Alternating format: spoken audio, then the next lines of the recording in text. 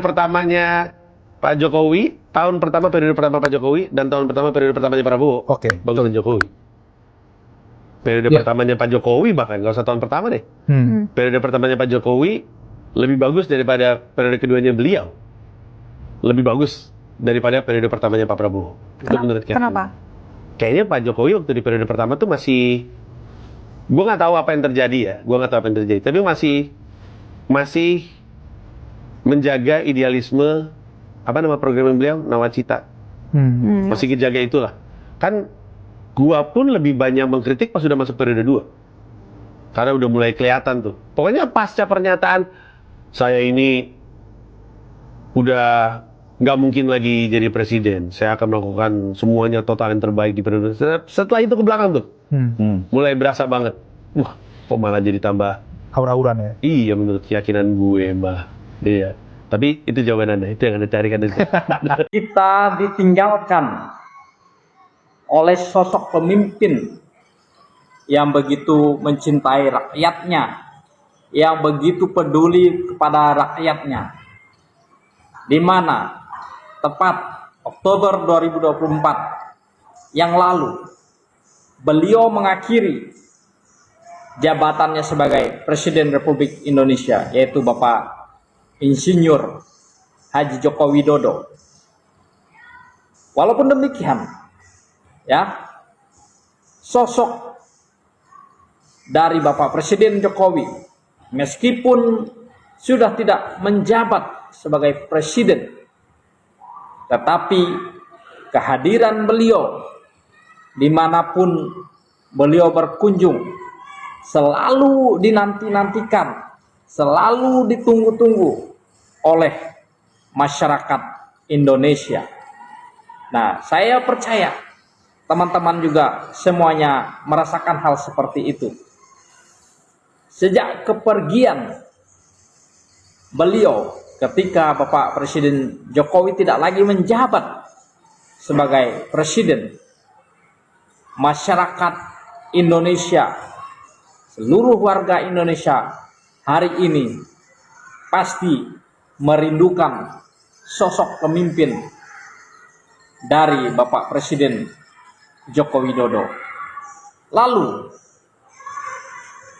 karena Bapak Jokowi sudah dipastikan tidak akan pernah bisa memimpin Indonesia, tentunya kita sebagai masyarakat Indonesia yang pernah dipimpin oleh beliau, pasti kita merindukan sosok pemimpin seperti Bapak Jokowi ke depan, yang memimpin Indonesia dengan ketulusan hatinya, dengan kerendahan hatinya, dengan kewibawaannya, peduli sikapnya yang merakyat, yang begitu dicintai oleh rakyat. Pertanyaan bagi kita, mungkinkah kita sebagai warga masyarakat Indonesia akan menemukan lagi sosok pemimpin dari kalangan masyarakat sipil yang begitu mencintai rakyatnya, begitu peduli pada rakyatnya, tidak pernah menyakiti hati rakyatnya?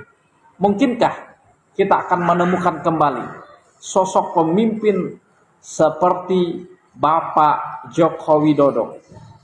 Karena seperti yang kita ketahui, Bapak Joko Widodo mencoba untuk mencari sosok pemimpin yang dapat meneruskan estafet kepemimpinannya, mulai dari Bapak Ganjar, tetapi belum ditemukan sosok pemimpin yang begitu tulus. Akankah bangsa Indonesia ini dipimpin kembali oleh sosok pemimpin seperti Bapak Joko Widodo? Negara mana yang presidennya jadi office boy dadakan, disuruh pegang pulpen dan map, senyum cengar-cengir, tatapan kosong, kayak murid baru nunggu disuruh guru piket, bikin malu rakyat saja, datang jauh-jauh bawa nama 280 juta orang, sampai sana jadi office boy. Pegang map ya guys.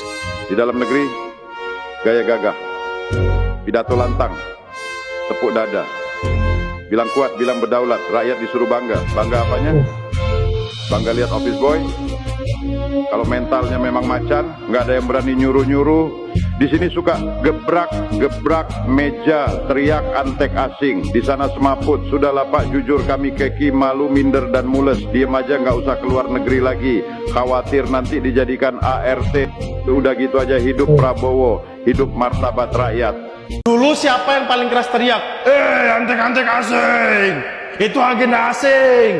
Dibiayain asing! Yang berbeda pandangan langsung dicap antek asing.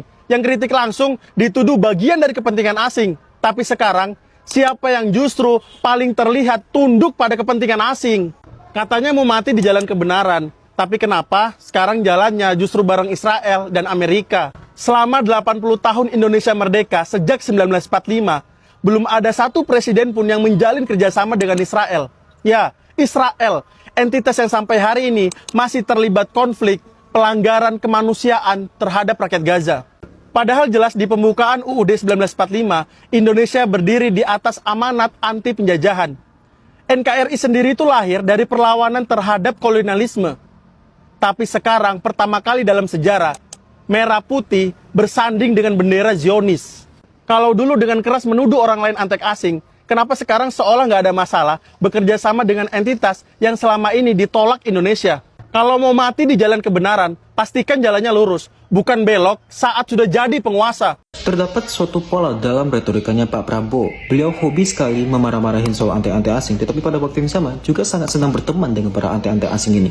Beliau juga sering banget mendukung soal aspirasi rakyat kecil, tetapi pada waktu yang sama juga seringkali menyalahkan rakyat kecil atas kesengsaraan mereka sendiri. Satu pidato membatalkan isi pidato yang lainnya. Jika ada satu hal yang konsisten dalam pidato-pidato beliau, itu adalah elemen inkonsistensi di dalamnya. Jika pidato Soekarno penuh dengan api, maka pidato Pak Prabowo penuh dengan kontradiksi. Ya, itu ya teman-teman video yang sudah kita simak. Siapakah pengganti atau mungkinkah kita memperoleh pemimpin seperti Pak Jokowi? Banyak yang menganggap Gibran layak. Ya, saya pribadi menganggap Gibran punya indikator kepemimpinan yang baik. Pertama, dia ini orangnya akomodatif, anak muda, lalu juga dia sangat aspiratif, dikritik tidak marah, malah dia dengan sangat bijaksana, kritik itu biasa, jadi orangnya nggak baperan. Jadi terlepas ya dari kekurangannya, menurut saya Mas Gibran ini punya indikator-indikator pemimpin yang baik. Ya, pemimpin itu tidak mesti semua kepintaran ada di dia. Ya, Pak Jokowi pun demikian, ada kekurangannya, tetapi dia karena indikator kepemimpinannya lengkap, pribadi yang matang, dia mampu menggerakkan jajaran di bawahnya untuk bekerja dengan baik. Ya, yang penting dia punya sikap manajerial yang baik. Ya, kalau kita lihat sekarang Pak Prabowo, ada begitu banyak polemik yang dimulai dari komunikasi, isu-isu MBG, lalu isu BPJS, kenaikan gaji pejabat, seperti mengabaikan aspirasi-aspirasi masyarakat, ya, kurang manajemen yang baik, ya teman-teman. Fokusnya ini mau di mana? Kalau kita simak tadi, ada ketidakkonsistenan dalam pidatonya, ya, ngomong semangatnya nasionalisme, tahu-tahu impor mobil dari India, nuduh rakyat yang mengkritiknya antek asing, ternyata malah paling hobi menjalin relasi dengan teman-teman presiden asingnya, gitu teman-teman. Jadi artinya yang mau saya bilang apa sih? Jangan reaktif terhadap kritik daripada rakyat ya. Kalau kita lihat Gibran, dia sangat akomodatif, mengakomodir segala bentuk kritik. Kritik itu vitamin ya, karena yang merasakan dampak dari kebijakan MBG misalnya adalah rakyat, maka butuh feedback, butuh masukan-masukan apa nih kurangnya. Tapi kalau ketika diberi feedback itu langsung dituduh antek-antek asing, dikritik balik. Loh, ini presiden kok tidak menerima masukan-masukan yang baik dari rakyat? Ini malah membuat jajaran di bawahnya ini makin tinggi hati, makin sombong, makanya petatang petenteng, makanya kalau ngomong nggak dipikir dulu, kurang hati-hati dalam berbicara ya. Menurut saya ini level yang salah satunya Gibran miliki juga, yaitu komunikasi yang secukupnya. Ya, hemat dalam bicara seperti Pak Jokowi, tapi tepat sasaran ya.